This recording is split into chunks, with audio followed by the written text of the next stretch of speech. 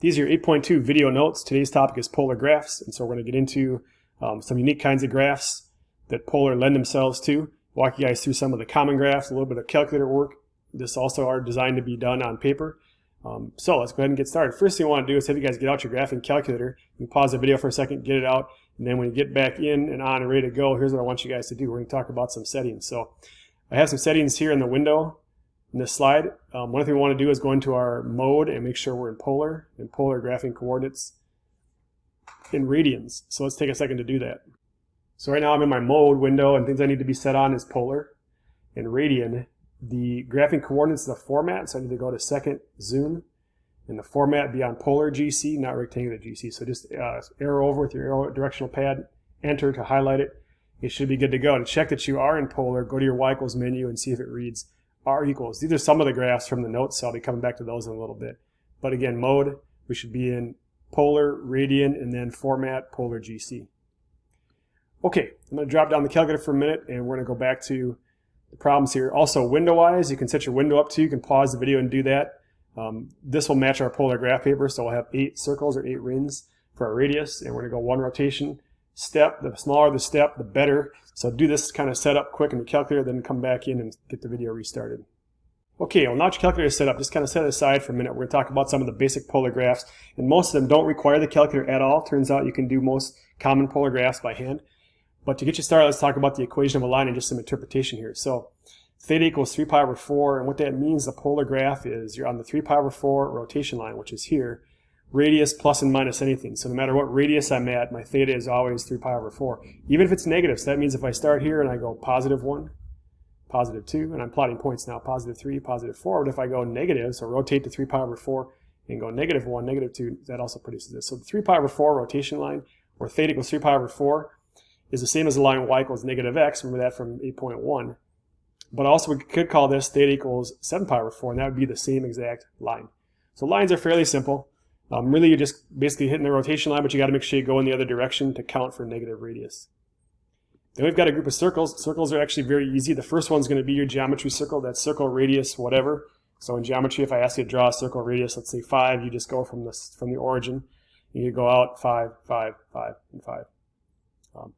For us, with that polar graph, and then we've got these two, which I'll talk to you guys about in a second. Simply what it means is that whatever theta I'm at, I would go out a radius of 4. So if I'm at whatever rotation line and you plot a point at radius 4, of course it's going to produce a circle. So I've got a circle radius 4. So with all of our polar graphs, we've got this set of info. Really, it's about just learning the style of graphing. You know, like any graphs you guys have ever done, once you learn the equation and some of just unique things that you can do, then this kind of stuff doesn't need to be memorized. You can just quickly generate graphs. The ones that are circles that are number cosine theta or number sine theta actually are circles that sit on an axis. There's definitely a connection to cosine and sine in the axis. So if you remember, cosine is x and sine is y, your connection going back to the unit circle. That connection is going to be here as well. So your cosine, if it's positive cosine, that circle sits on the positive x-axis. Negative sine sits on the negative y-axis. The number out front is your diameter. So we're going to do kind of endpoints, and I'll explain the points here in a sec. So that's a distance of 4. And I know it's going to be there because I'm visualizing actually a circle that sits on the positive x-axis. And the way this circle is generated is by plugging in values of theta. So for example, let's say I do the cosine of 0. The cosine of 0 is 1 times 4 is 4, and there's that coordinate. How do I get, say, this point? Well, that'd be the cosine of pi over 2, which is 0, times 4 is 0. And then how do I get some of these others? Well, take the cosine of pi over 4, which is root 2 over 2, multiply it by 4, which is 2 root 2, and this would be approximately 1, 2 root 2 to plot that point. So we could sit and generate points all day, but of course we don't want to do that. We want to just know the design of the kinds of graphs. So once you get the design down, it's a waste of time to table out or try to crunch a bunch of values. So you get used to what's going on in any equation, like any graph you guys have ever done. Of course, that speeds up the graphing. So here, knowing that it's negative sine, I know that I'm negative y, and I've got diameter of 6, which is what that number out front means. Then just do my best to draw a circle, with that being the diameter. So there's the 3 circles, fairly simple to do. Let's try some others. So lines and circles, right? Kind of get the easy stuff, the kind of visual stuff that you'd recognize out of the way, and get to some of these other graphs that are just a little more funky. So we've got a group of graphs called the cardioids. The only one that technically is called the cardioid is where our lobes come in together. When I say lobes, I'm referring to the heart. So cardioid, right? These have a heart shape to them. And these be in our lobes. So where our lobes join at the origin, that's really called a cardioid. I call them all 3 cardioids, actually. We have a lemnicon with a loop. So these are technically called lemnicons. Let's just think of them as sort of a heart-shaped graph. Interior loop, and I'll talk about the A's and the B's meaning in a second, and then we got a dimple. So interior loop, you actually, of course, have an interior loop. Dimple means the lobes, like here at the origin, they come together off of the origin, so that's your dimple.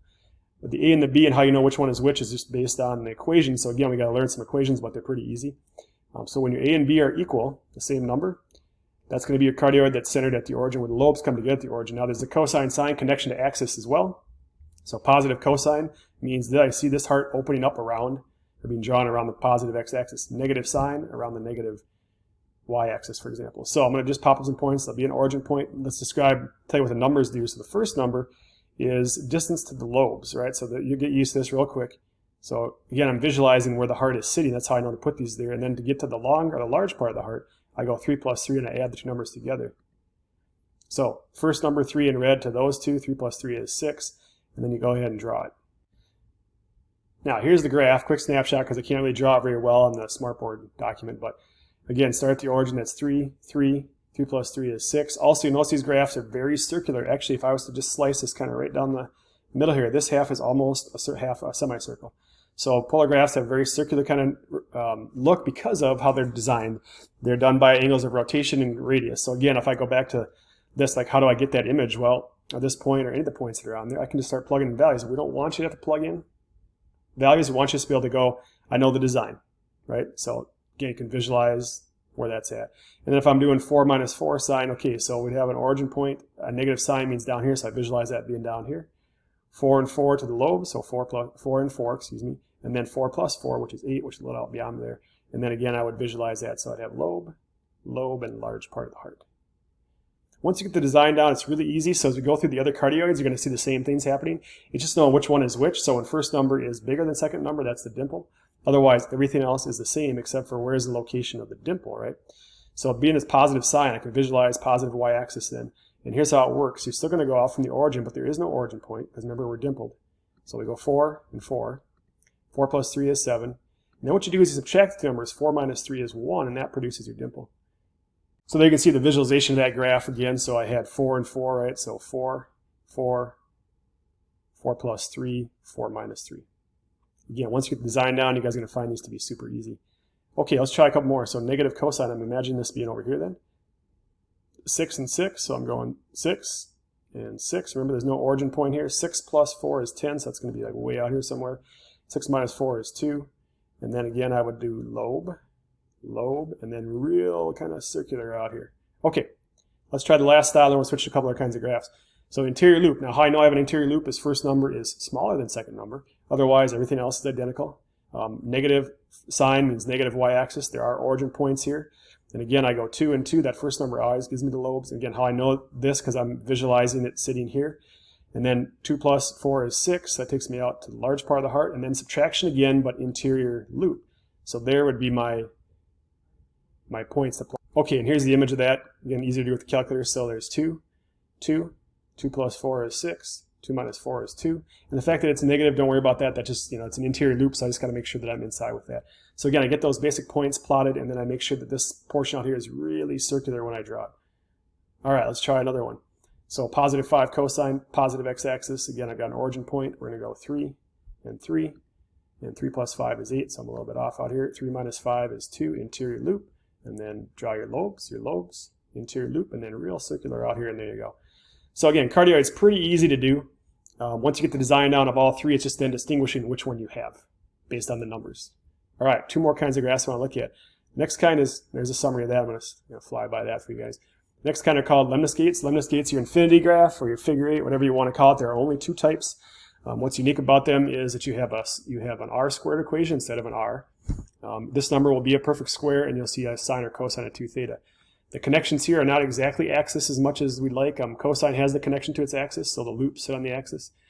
For the sine, it doesn't. They sit on the pi over 4 and the 5 pi over 4, and that's going to be always. So at least you got a design that you can definitely pinpoint. And then how you get out to the edge of the loop is based on these numbers. So let's go ahead and just look at the graphs for a second. So loop length is the square root of that number right there. And then again, r squared is lemniscates are the only graphs that have r squared, so that's how I know where things are going to sit. So I see sine. My first thought is, all right, it's sitting here because the petals are on pi over 4 and 5, or the loops, I should say. And then I go out 3 and plot my points. So there's 3, there's an origin point, and 3, and then loop. To save a little bit of time, I'm not going to do this one in the graphing calculator because I'd have to actually take the square root of this and put in plus and minus 2 equations. That's a little bit time consuming. But again, just imagine your infinity, your nice loop going through here. Again, on the outer portions, real circular out here and real circular out here. All right, so cosine. Well, cosine's loops will sit on the axis. And again, this isn't automatic, it's an always. So I go square root of 16 is 4. 4, I got an origin point, and then again, I just visualize lemniscate. Nice big loops out there. Real easy one, and it's because of the equation especially, it's unique. You can definitely, well, they're all unique, right? Okay, last graph to look at are roses, and roses can be a little bit more going on. I think it's more about figuring out where your petals are at. This is the one where I would use my calculator to help me out. There is some design things going on with roses we can talk about, so some style of graph that you can think about. They are an A cosine n theta or an A sine n theta, not to be confused with circles. So with circles, this is a 1. Those are circles with diameter. As soon as that becomes a 2 or bigger, now you're into a rose. And if n is odd, you got n number of petals. So for example, if it's 3, it's 3 petals. If n is even, you have twice that many petals. So for example, if it's 2, I have 4.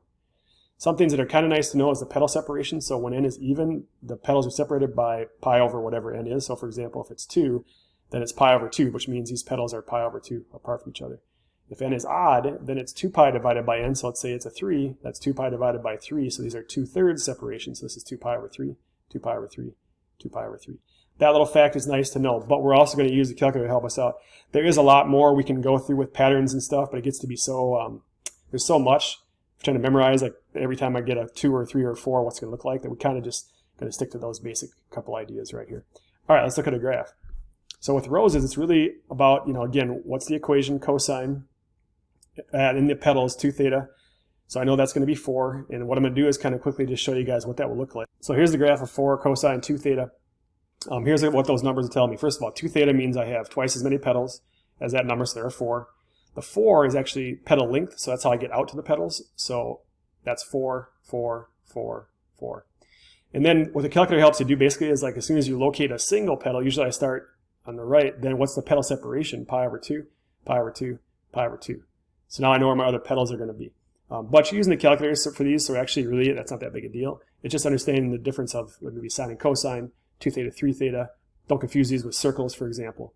All right, let's go back and talk about, so what I'm going to do is kind of draw a whole lot here, but at least I'll pop out some stuff. We'll typically do an origin point, and then out here we'll set my petals. Again, my calculator will help me with all this.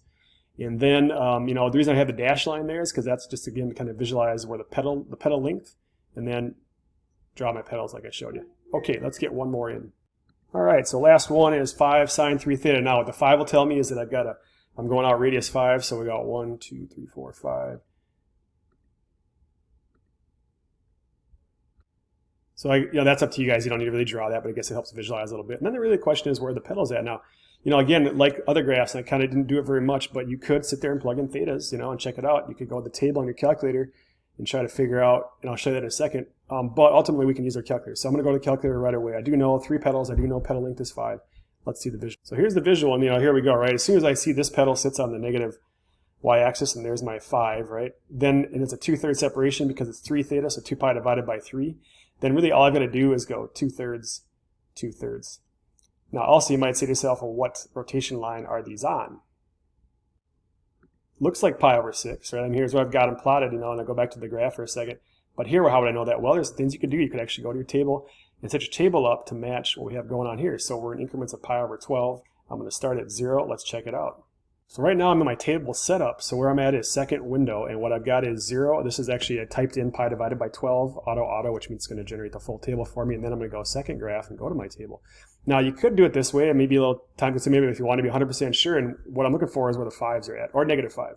Anywhere I see 5 or negative 5, those are the locations of the tip of the petal, which means I know what rotation line I'm on. Now, yeah, there is the decimals, and that's a little bit of a pain, but this is 0, there's pi over 12, there's pi over 6, hey, there's that petal, okay? And, here's the thing about that. If I just located the 1 and I go back to the visual, the actual graph, I know this one is there. I know this is on a pi over 6, which means, hey, this has got to be on a 5 pi over 6. The separation is 2/3. Okay, so there's your collection of kind of the common polar graphs. You can kind of go between doing them by hand and by a specific design, or the calculator can help you out, and that should do it.